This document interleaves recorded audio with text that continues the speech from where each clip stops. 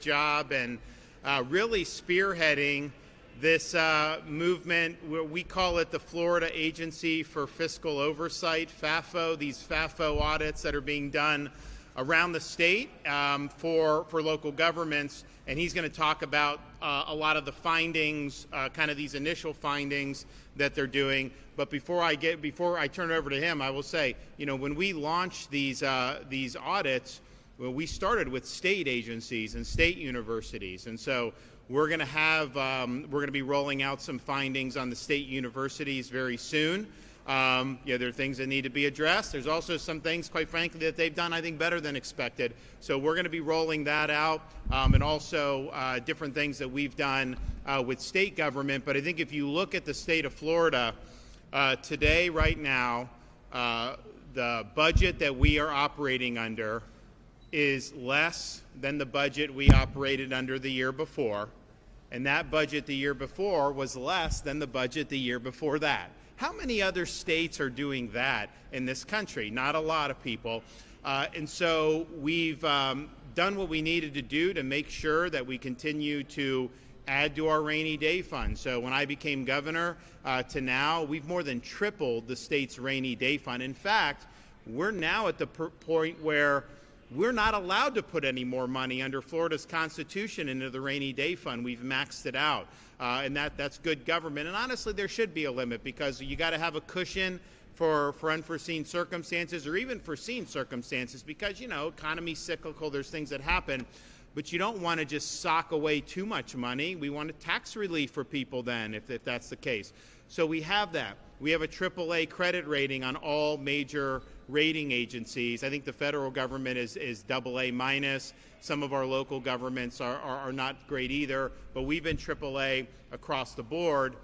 Since I've been governor, if you look by the end of this fiscal year and you take the entire history of Florida and all the debt that was accumulated from the 1840s till the present, we will have paid off 50% of that just since I've been governor in 2019. And so we now have the lowest per capita debt of any state in the United States. We also have either the first or second lowest per capita spending of any state in the United States. And if you compare the state of Florida to the state that's the closest to us in population, would be New York State. Now, New York State used to have a lot more people than us. We've got about 4 million more people than New York State now, and perhaps even that will even grow more if they elect this guy mayor in November. So we'll see what happens. But we have millions of more people than New York State, and yet our state budget is less than half of the budget of New York State. Yet, are their roads better? Absolutely not. Services, no. Education, no. In fact, we just got ranked for the 10th year in a row #1 for public university system, higher education in the country. And we have the lowest tuition in the country by a country mile. And we've got the budget, the rainy day fund, but then we've got a lot of not excessive, but excess money in our surplus that's beyond just the rainy day fund, trust funds, general revenue, all this other stuff. And so we're really in good fiscal shape. But it's interesting, as we can talk about all that, look at all the big things we've still been able to do. We've done massive infusion into transportation and roads, and we've done some important things in Northeast Florida, throughout the state. Really, really important. We took projects that weren't even going to start until the 2030s, and we got them going now. They're going to be done 5, 10, 15 years ahead of schedule, depending on the project. And that's taking some of the surplus and applying it in ways that I think are smart. And if you also look, the debt repayment, we've saved a lot of money on interest costs, because we're retiring the debt at a discount, foregoing having to pay interest over a longer term, and that's more money that goes back in. You look at what we've done on education. Our public universities, part of the reason we have the lowest tuition is because we've provided significant funding for our universities. We've now done over $3 billion for K-12 just for teacher pay. through our teacher categorical. No one was doing that prior to 2020 when we launched that initiative. So we're doing big things there. We're doing big things on conservation and environment and Everglades and all these other things, things that are really important. So we're doing all those things, and we're doing major tax relief. You know, we don't have income tax, and we will never have income tax here. We have eliminated commercial rent tax that was not good for small business. We have made sales tax holidays permanent. So now disaster response, disaster preparedness, that's tax-free year-round, those supplies. You just go get what you need. We have permanent back-to-school sales tax holidays where you can load up on those supplies. We just did a Second Amendment tax holiday, sales tax holiday, in effect right now. Knock yourselves out with the ammo and anything you want, tax-free.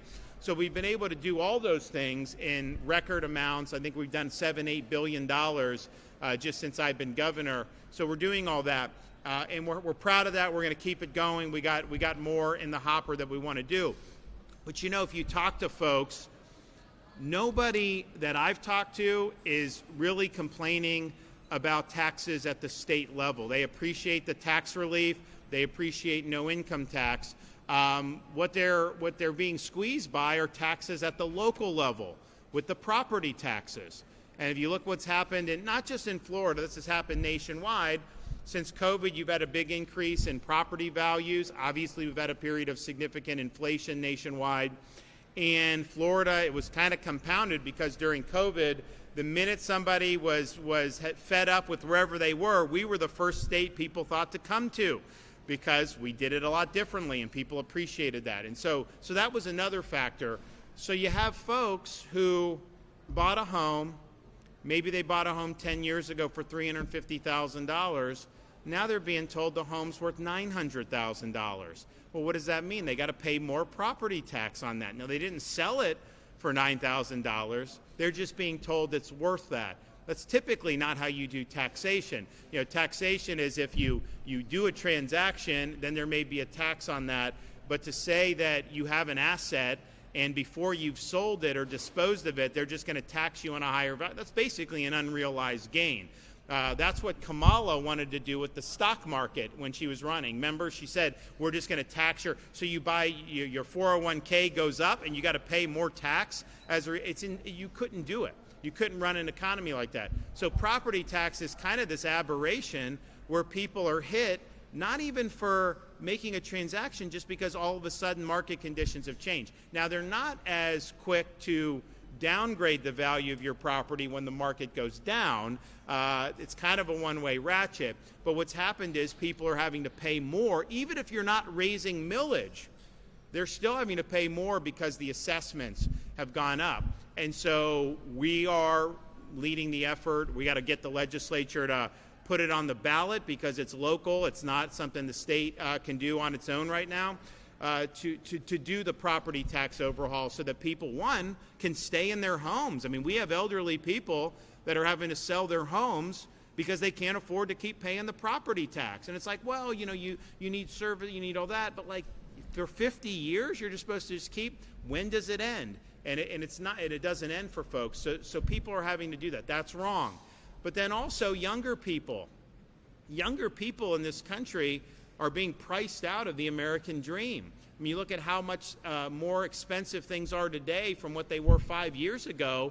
You know, it's dramatic in so many different areas. Housing costs, obviously, you know, or that. And look, the market goes up and down. There's weakness in the housing market. Maybe it'll come back down to earth. It's, you know, it's beyond the control of the state government how all that works. But these things are cyclical.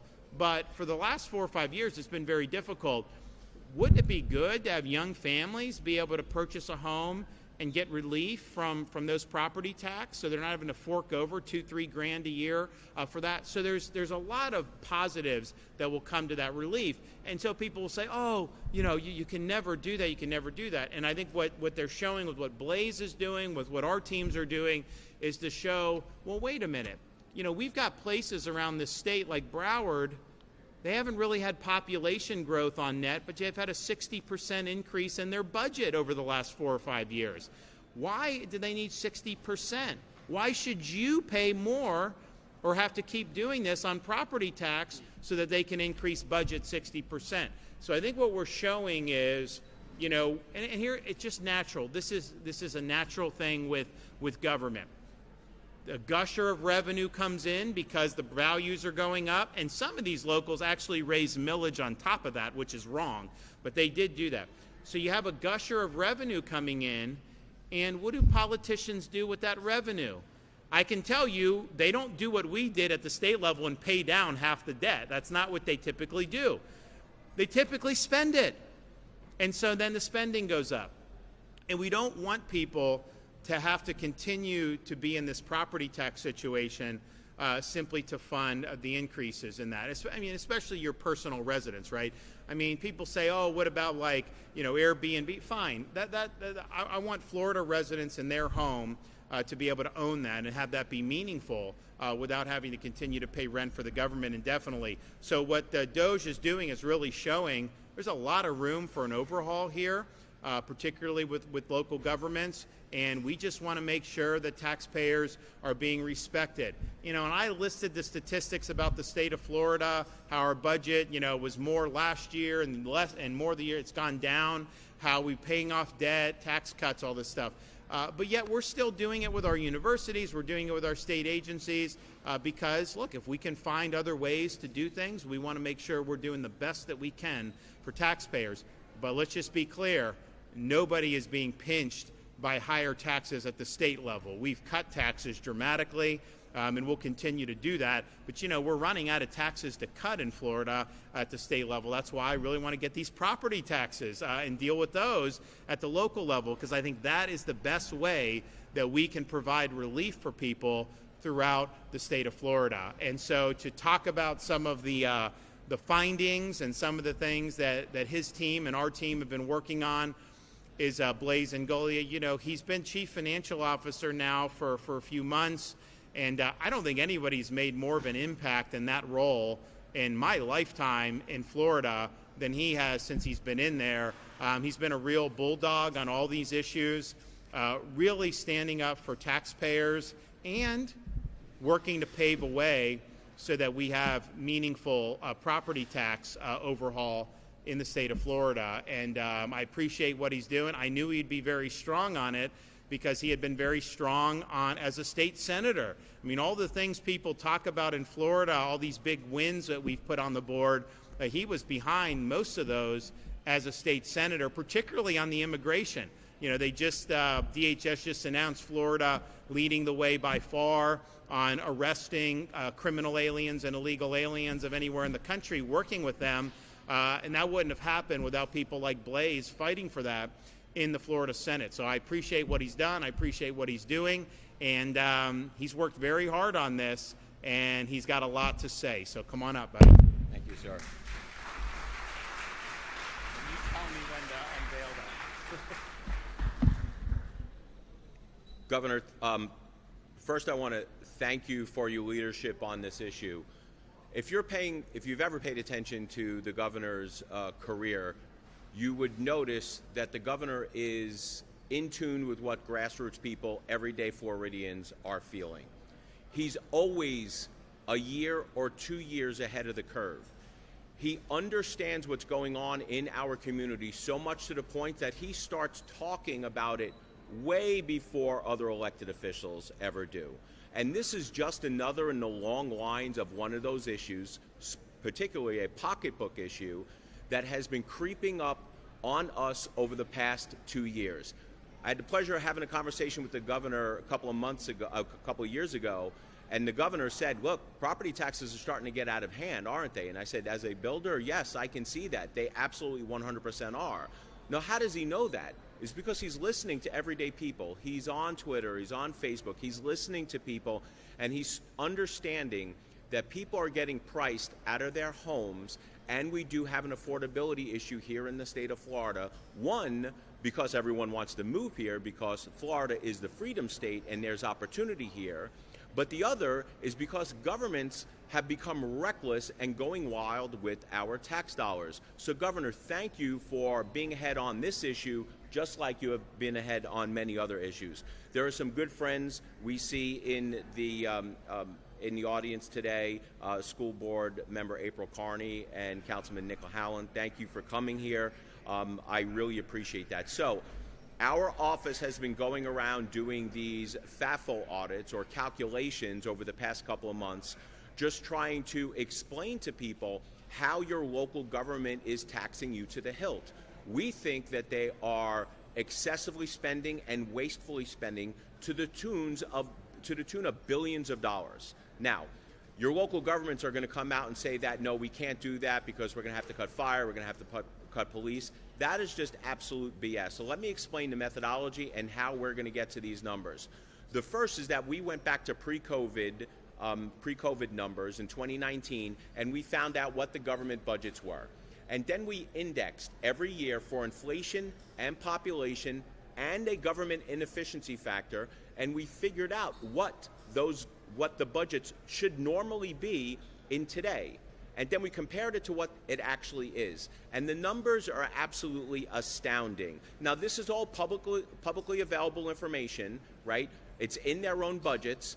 It's unfortunate, but some of the mayors and county commissioners in these areas probably just never even read their own budget because they have no idea what's in it. In fact, we had to tweet at them with screenshots of their own budget just to prove that what we were saying was correct and what they were saying was incorrect.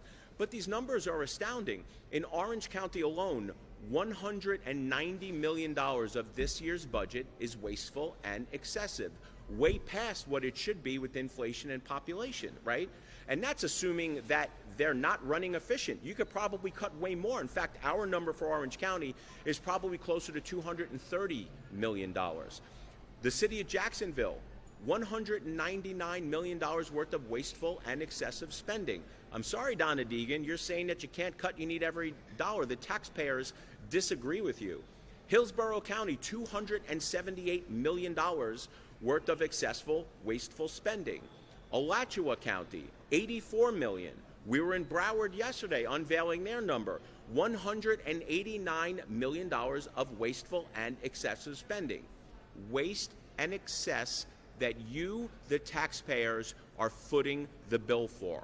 All total, with just those 5 counties, we are almost $1 billion worth of the citizens of the state of Florida being overtaxed in just those 5 counties. $1 billion. Now imagine when we get to every city and every county. You could see how that number could easily be in the tens of billions of dollars. So when people start talking about property tax relief and property tax reform and getting rid of property taxes on homesteaded properties, they say you can never do it. You disagree. We vehemently disagree. You could just do that by going back to the 2019-2020 levels of government pre-COVID. It would be easy to do. So do not believe it when bureaucrats and career tax and spend politicians say that they need every dime of your money because they are just not being truthful to you. So, to put it in context, today, those 5 counties could have easily cut their budgets by $1 billion. Easily cut their budgets by $1 billion and never ever have to worry about funding fire, never have to worry about funding police, never have to worry about funding essential services. And let me be clear, and this is probably more for the cameras and people listening to my voice right now. If you are a city or a county that is planning on putting a tax referendum raise on the ballot in November 26, expect a knock on our door from us. If you are a county or a city that raised their millage rate a couple of weeks ago and actually raised property taxes on people this year when people are hurting, you can expect a call from our office. We are going to show the people in your cities and your counties just how much excessive waste, fraud, and abuse that you have, and then you can make the argument to your constituents why you raised taxes when people were feeling the pinch. But government apologists are out en masse. We have said this from day one. You're going to have people, including tax and spend career politicians on both sides of the aisle. You're going to have their allies in the liberal media writing opinions. They are going to try to give every single excuse for keeping government at the levels that they're at. There is no excuse other than expanding government beyond everyone's wildest dreams. They're going to tell you they're going to have to cut fire and police. That is hogwash. In our calculations, we account for inflation, population. We account for them hiring more police and more fire because of increased population. We account for raises for government employees and law enforcement. We account for all of that. The number of $1 billion is in excess of all of that. They are going to say you have specific examples of people making excuses. The mayor of Orange County, Deming, said, well, we're a tourist area. This is all tourism dollars, and that's why we have to spend more. He said that a couple of weeks ago, so we pulled the data. There was actually more people, more tourists visiting Orange County in 2019 than there were last year, 2014. So they can't excuse it on tourism. And I'm going to tell everyone this. The same way last year when Donald Trump got elected, that everyone said that we have an immigration problem. And the left told you, don't believe it. Nobody cares about the issue. When the left kept on saying nobody cares about woke issues, right, what happened? They all got voted out. And Donald Trump got elected president. The left and your tax and spend politicians are as tone deaf on the issue of property taxes as they were on this issue. We are out here not only telling people that, yes, they can cut their budgets, but we are also hopefully changing behavior. Because it's about time, I think, that city governments and cities and counties know that somebody is watching out for them and being a taxpayer advocate for them in Tallahassee. But here's the deal. They could easily cut your property taxes. They're choosing not to. It is a conscious choice not to cut your property taxes. Before we get into some of these specifics, I do want to talk about a couple of other things as affordability, right? We know that affordability is the issue. It's an issue that the governor and I and members of the legislature have been tackling, and we will continue to tackle because it is an important issue here for Floridians. And local governments will speak out both sides of their mouths. Local governments are the biggest hypocrites when it comes to affordable housing and affordability issues. They will go and try to fund affordable housing, give it to nonprofits, they'll try to subsidize rents and all. The easiest way to give people an affordable house is to cut their property taxes. That's part of the payment. But they refuse to do that. They just want to subsidize others to do it. Local governments, if you want to help solve the affordability issue and make homes more affordable, cut your property taxes. That will cut their housing payments. Another last thing, there is a big difference, as the governor said, between what local governments are doing and what the state is doing. This man has been a tremendous ally to the state of Florida when it comes to taxes and holding government accountable.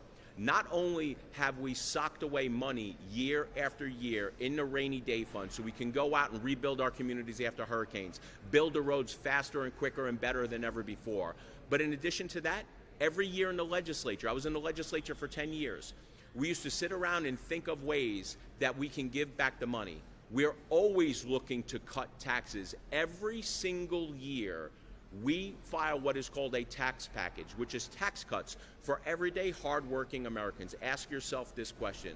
When was the last time your local government offered to cut their tax packages? So to cut your property taxes. So let's go into a couple of specifics. Now, I'm going to preface this by saying this is not all the waste, fraud, and abuse. There is waste, fraud, and abuse at every corner of government. All you do is have to go and look and find it, and you will find it. What we are going to show you today are some of the ridiculousness that we've seen in terms of local governments spending your tax dollars unwisely. And hopefully you will see that after we show you some of these ridiculous examples of wasteful spending, you will know that those numbers of $1 billion, the $190 million, the $199 in Jacksonville are true. Because I'm telling you right now, they are not being good stewards of your taxpayer dollars. One thing I wanted to notice, there she is. Miss Donna Deegan. It's kind of funny because Donna Deegan, Mayor Deegan, said that this was not an example of wasteful spending. Remember when I said when people were tone deaf to what actually is? This is just a stark example of tone deafness. This is $75,000 of waste, fraud, and abuse. This is $75,000 that could have gone out to law enforcement raises, could have helped repave roads. There's a lot of money that this money could have been used for. So it is very fitting that we are here today in the city of Jacksonville at Jacksonville Airport highlighting waste, fraud, and abuse in front of a $75,000 Donna Deegan hologram. But in light of her taking over Jacksonville Airport with her voice, I don't know if you know that when you're in here, this is very, very loud and you can hear her. So in light of taking over Jacksonville Airport with her voice, we actually heard a rumor that Mayor Deegan is opening her own TSA agency, believe it or not.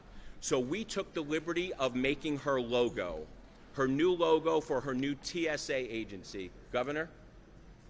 He's very good. This is all his doing, so TSA. Donna Deegan's TSA, taxes squandered again.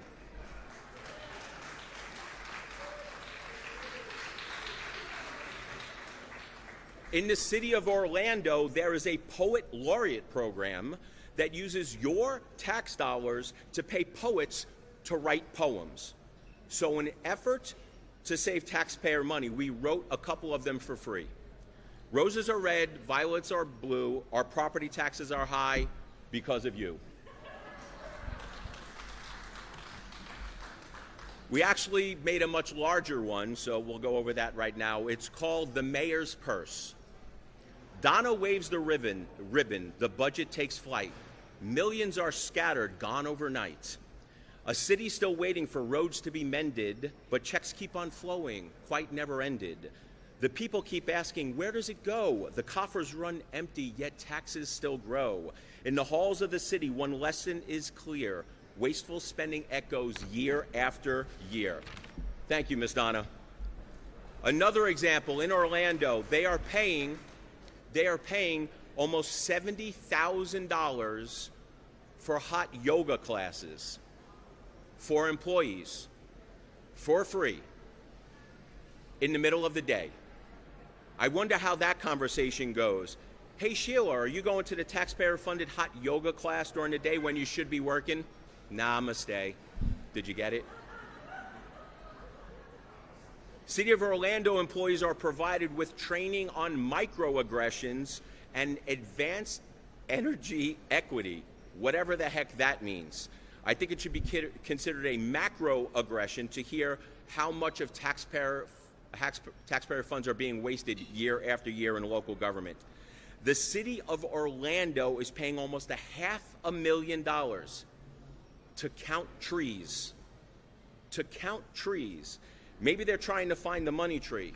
Oh, wait, never mind. They actually found it, you, the taxpayers. On the other end of our state, the city of Pensacola, they paid almost $600,000 for a large neon Welcome to Pensacola sign. Maybe it should say Welcome to Wasteful Spending. In Hillsborough County, they provide millions in film subsidies for films that actually nobody has ever heard of. I think we should commission one for them, and we should make it a rom-com, and we could call it Taxpayer Funds, a Love Story. The city of Gainesville pays $189,000 for a director of equity and inclusion. Palm Beach County, their paratransit costs tripled in the last 2 years, and the list goes on and on and on. All jokes aside, these egregious examples of wasteful spending are exactly why property taxes are rising. Your local governments are taking your tax dollars, your property tax revenue, because of increased property values, are expanding government, in some places doubling them, taking your money, wasting it. The taxpayers have had enough, and so have we. But this is what we can do about it. There's two things that we can do about it. One, you can wrap your arms and help the people who are fighting for property tax relief and help them get elected. Okay? Whether they are Democrat or Republican, we need good fiscal stewards of our tax dollars. But the ones that are tax and spend career politicians, it's up to you guys, the voters, of whether you want to keep them on. And the last thing is that we don't have to wait for them to offer property tax relief.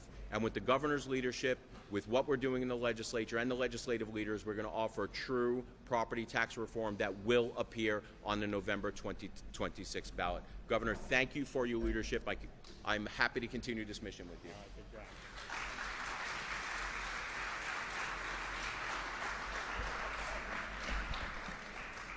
75 grand, man. Well, thanks, Blaze. I appreciate it. And so as he pointed out, you know, that's just 5 counties that's $1 billion, right? And so there's a lot more that's being done. There were some that voluntarily did these audits earlier in the year. And so I think what you're going to be able to see is just at a minimum, and he's doing very rosy assumptions in the sense that population growth, inflation, pay more employees, all this stuff. So they're assuming there's going to be increases, and then this is over and atop those increases. So I think you're going to end up seeing many, many billions of dollars. And so when people say that somehow you can't give people relief from the property tax burden, you know, that just doesn't add up with what he's uncovering. And you know, I think that to have budgets go up, like in some of these counties, 50, 60%. You know, in Florida, our state, so like I said, this year's budget spends less than the year before. The year before budget spends less than the year before that. We've had inflation during that time. We've had statewide population growth. I mean, we've been either number 1 or number 2 in net migration during that time. A lot of people in Northeast Florida see that. I mean, just look at like St. Johns County. I mean, you got all these people moving in there. And I know a lot of the residents are like, slow down. Like, we don't want, you know. So it's all these, and yet we're able to manage this. And look, I have to line item veto. You know, I submitted a budget. You know, they came in about $600 million higher than my budget, the legislature. So I pared it back down, and we vetoed about $600 million, and basically got it to where I was with our budget recommendations. And so there's a give and take with that, but it can be done. And you know, there's certain things. It's like, you know, how much does energy cost in terms of like gasoline, you know, the power rates, there's home prices, there's grocery prices, there's a lot of things. The problem is like the government, at least the state government, like policies can impact that, but it's not controlled, of course, by government. I mean, now Mandami wants to have city grocery stores where I guess the government will set the price, but that's just not the way it works. The one thing we control through our Constitution that's purely a government function is taxation. And in this case, local government's ability to tax you on your personal residence. And so that's what we're going to give major reform and relief for, and we can do it. So you'll be hearing a lot more about this over the many months ahead, but I appreciate everybody working hard. There's a lot more findings that are going to be done. And as I said, you know, we've got findings on universities that we've done, and we'll also have some findings on some state agencies as well. So I look forward to working on it. And we're also going to do findings when the findings warrant it. If there's a municipality that's doing a good job, you know, we want to be able to highlight that too. And it could be a blue city that could potentially be doing. We're not going to. We'll give you credit. And I know that there are red areas that have spent way too much. So this spans. It's all about the taxpayer, and it's all about identifying the overspending. But if a place is doing a good job, you know, they deserve to be recognized for that, and we will do that. Okay. Do we got any questions? Yes. So, you know, on the one example, obviously, you gave a hologram here in Jacksonville. You said $75,000, but an estimated overspending of $199 million. That's about 0.4% of that estimate. Do you have any other examples of wasteful spending? He's got a lot of examples. Yeah, he does. But I think the point is not to just do, you know, exhaustive examples per se. He can do that. He can do more. I mean, I think he's willing to do. I got a whole list that I was looking at yesterday in the office. But I think the overall thing is, where were we with these budgets 4 or 5 years ago?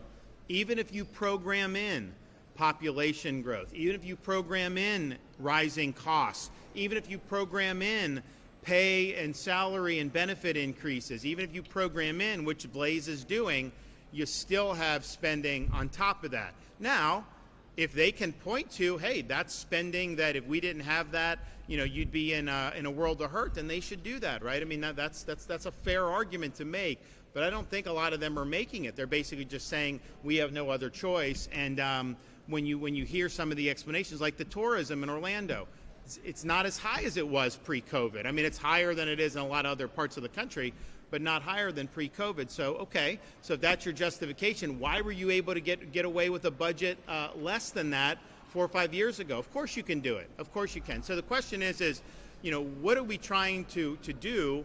And I think one of the main things we've got to be trying to do is to give relief to our Florida residents in their property taxes. It's important, and we can do it. Yep. Jake, I want to put some of this also in context for you so you understand. The governor is absolutely right the way we're doing the calculations. But what people need to realize is that we have specific examples. We have we have reams of specific examples. But the expansion of the government bureaucracy itself is a large, wasteful, and excessive expense. And look, we've seen this playbook before. We've seen the same thing happen in the mid-2000s, where property taxes went up, property taxes went up, governments expanded, they were crying poor, and they told everyone that they couldn't cut or they would have to lay off the police and fire. They came out with these sob stories saying that you're going to call 911 and nobody's going to show up. So let's fast forward and see what happened, right? Well, in 2010 or 2012, we got an additional homestead exemption, but something also happened at the same time. For the first time in the history of the United States, property values actually went down. So local governments were faced with a revenue cut off of an additional homestead exemption. At the same time, valuations went down. They survived. No one got laid off. Nobody at police, nobody at fire got laid off. So them coming out and saying that they can't cut anything is just hyperbolic nonsense, because we've seen this playbook before. We've seen them be able to cut. We've seen them be able to cut unwillingly by virtue of the taxpayers granting an additional homestead exemption, and by the virtue of property taxes receding for the first time in U.S. history. They're going to be fine. The taxpayers are the ones that are not fine right now, and I'm always going to side with the taxpayers over big government. And in the state of Florida, I mean, we have the lowest number of state employees per capita in the United States of America. And, you can say what you want, but is there another state that you would trust more to respond to a hurricane?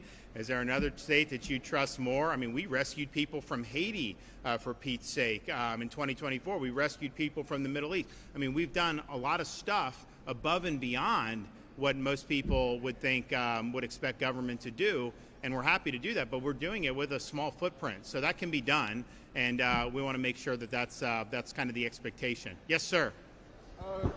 This question is for either you, Governor, or Chief Financial Officer. Florida's been reported $200 million from the Department of Emergency Management funds on Alligator Alcatraz with the hope it'd be reimbursed by the federal government. With the federal government's current shutdown, does that impact your timetable for when the state will be reimbursed by those funds? Can someone repeat that? I couldn't hear all that. Did you guys, okay, anyone? You're talking about the federal shutdown? Yes. So let me try again. Florida spent a reported $200 million on Alligator Alcatraz from the Department of Emergency Management funds. With the federal government shutdown, does that impact the timetable for when the state will be reimbursed or expects to be reimbursed? No. So, it's interesting. We rolled out, so we've got the Baker County facility too, which is doing incredibly well, and we've got the one at the Dade Collier Airport in the Everglades. And people are like, oh my gosh, it's going to cost so much money. And I said, no, we're actually going to get reimbursed because we're helping, with this mission. And then they sued us, and they found a judge, and we knew we were going to lose in front of the judge. And then, oh my gosh, the media was giddy. Oh, it's done. And then I said, no. It's going to continue to go, and sure enough, that's where we're at. It's going, it's operational. Friday in Tallahassee, DHS came, and they already are issuing massive numbers of reimbursements, tens of millions of dollars already. So this is all in the kitty. We know that, and honestly, I was doing some event a couple weeks ago, and Tom Homan was like, submit those reimbursements. He's like, we've got a lot of money. We want to get you guys reimbursed. So that'll happen. I do think the immigration, when they say the government shuts down, it really doesn't shut down, right? I mean, it's like non-essential shuts down.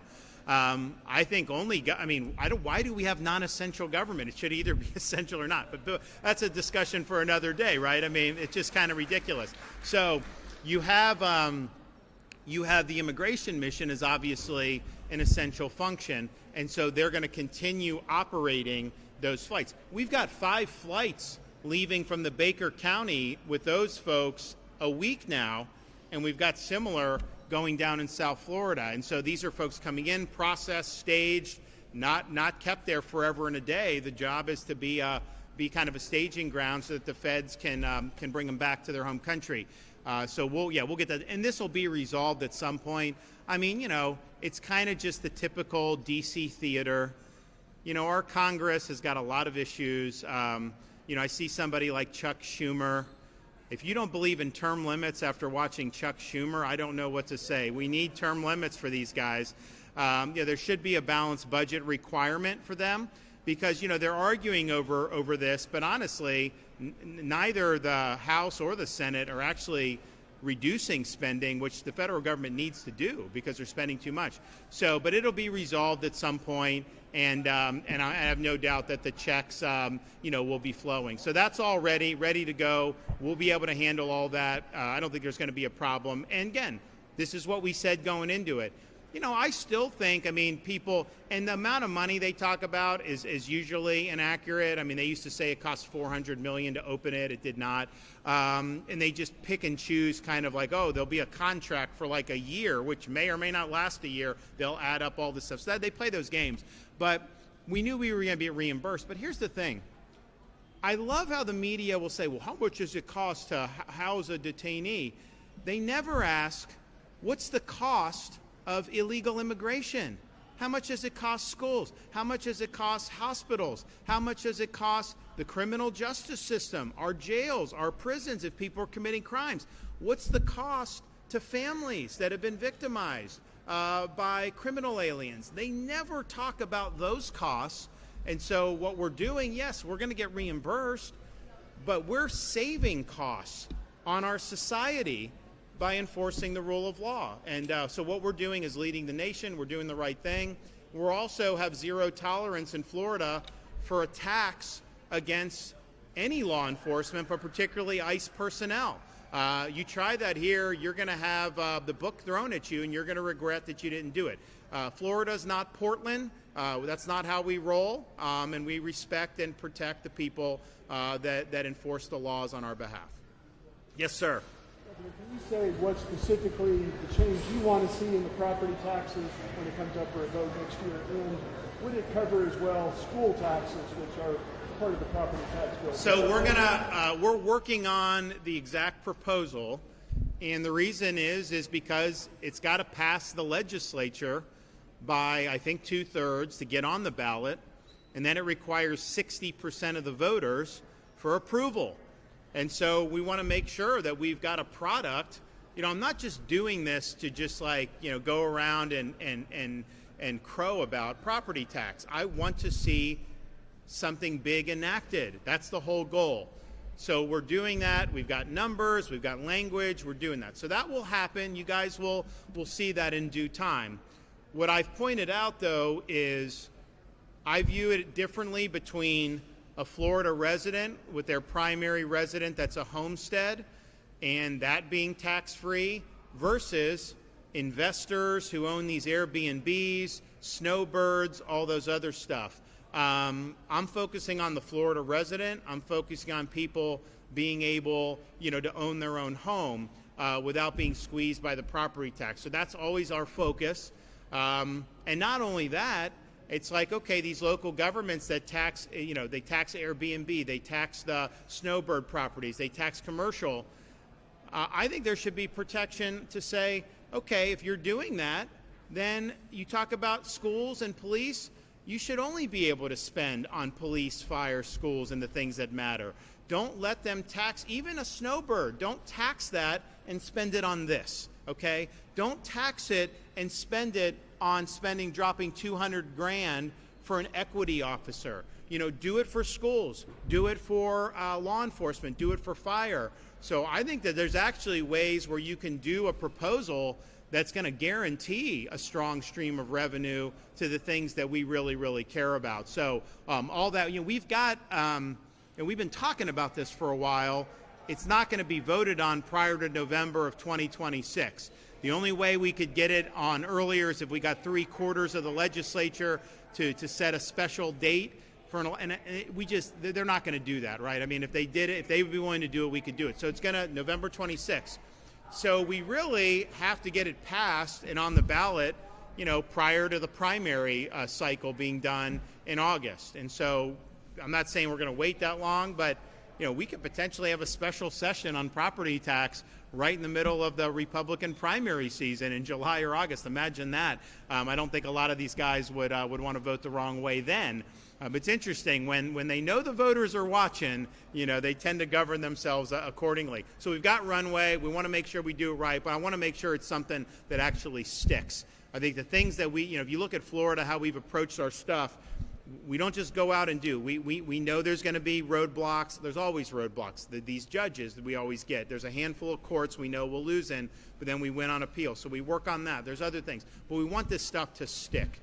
We want to give you an opportunity to have something meaningful that's going to help families here, that the legislature can obviously sign off on, but then that the voters will approve. And it's both an art and a science, because you got to make sure that the numbers work good. Then you also got to make sure that the voters, when they see it, that it's something that is positive. And I think one of the reasons why a lot of the amendments that the legislature has drafted over the years have failed is because you read it and you don't know what the hell it means.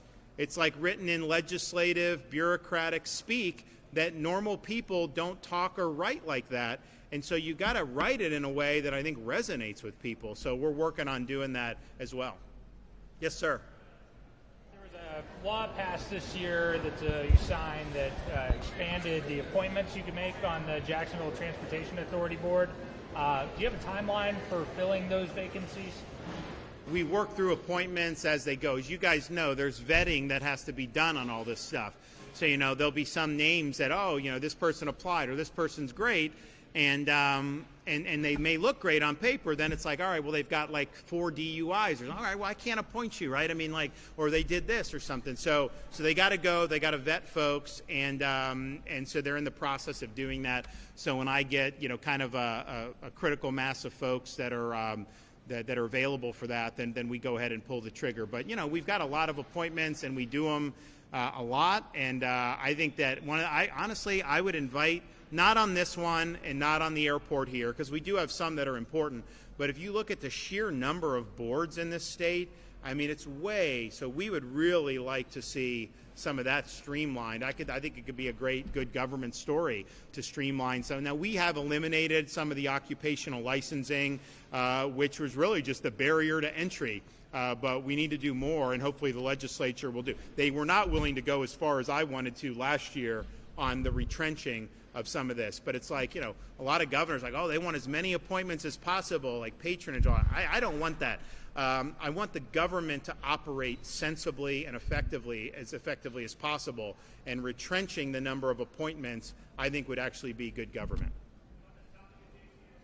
For Angolia, but there's been a lot of criticism of the autonomous vehicle program that they've been starting downtown. It was a very expensive thing, and it's taking quite a while to roll out. Is that something that has come across your radar? Are you looking at the city agencies and their projects as well? We're looking across all spectrums. If it makes sense to actually deliver the core functions of government, then it's probably something that we would agree with.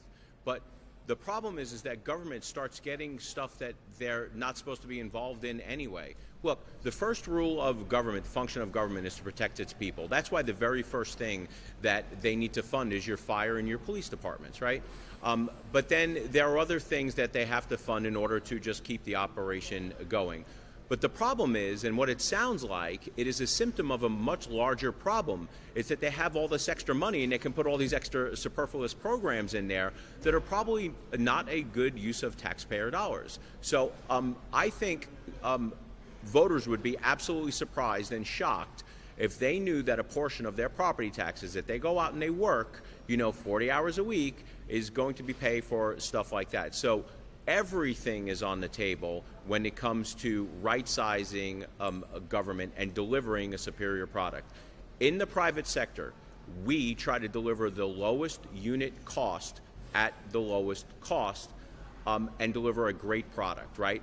It's unfortunate, but the government is actually the exact opposite of that. It's a 180. It's the converse of that. They deliver an inferior product at a much higher cost. So to answer your question, it doesn't sound like it's a great use of taxpayer funds. We would have to delve into that more specifically. But what we're finding is that a lot of the stuff we're seeing isn't a great use of taxpayer funds. Get rid of property taxes with the ballot initiative next year, or is it something different? I just want to make sure my facts are straight. Right. So what I've said is, we're focused on homesteaded Florida residents. And so I think the ability for local governments, if I were starting a society from scratch, I wouldn't do property. I would do consumption. But that's not where we're at. So when you're talking about, like, for example, the residential property tax revenue in Florida, a majority of that is non-homesteaded properties, as it is now, right? I mean, that's just, and it makes sense because some of these wealthy people have expensive homes, whatever. Commercial, all that stuff. I don't think we're going to go into that realm. And so that's 70% of all the revenue they're currently doing just on property tax alone. So our focus is going to be on that 30 to 33% of the revenue that is derived from taxing people's primary residence and that are homesteaded properties. And I think that's the best way to achieve something meaningful. That's the best way to do something that could actually pass. And it also just, I've had people raise good points. It's like you go into some of these places around Florida and it's like a whole community will be like Airbnbs. Or, somebody will buy all these investment property and they rent them out to people. Well, that causes the cost of housing, to go up. And so if you did it this way, there would be a huge advantage for being a traditional homeowner with respect to property tax, whereas the Airbnbs and all those, could be continued to be subject to the same stuff that's happened, and they can even potentially do other things. So, yeah, so if you have a Florida resident, you heard me this in the last session, I don't want to cut taxes on Canadian tourists or snowbirds. Like, why would we do that? We have other people that want to pay, that pay tax on our behalf. Yeah, let's do that. So the more we can not have Floridians bear, the better it is for our residents. So that's just something that I believe in. And look, of all 50 states, we may be the only state that could pull it off. Because of one, we still attract tourists, we attract snowbirds, we attract all this stuff. We attract people that come from really everywhere you can think of. And so we have an ability to, I think, have this really diverse tax base where all these governments can still do the basic things. I have no doubt about all that. So stay tuned.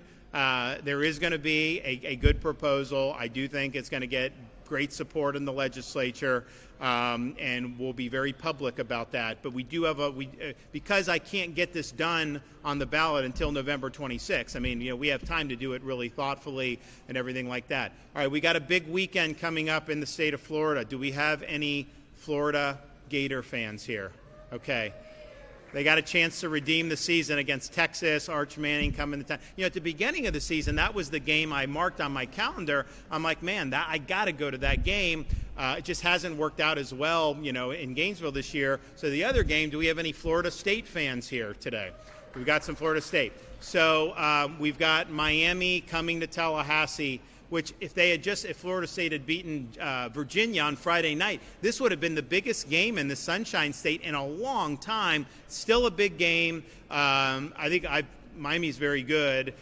Florida State looked very good. Didn't really get it done against Virginia and kind of fell off. But I'll tell you, that Alabama victory looks better and better. Alabama looks really good. So I think it's going to be a good weekend. So I hope everybody enjoys that. And hopefully, we've got good games in both Tallahassee and Gainesville. Thanks, everybody.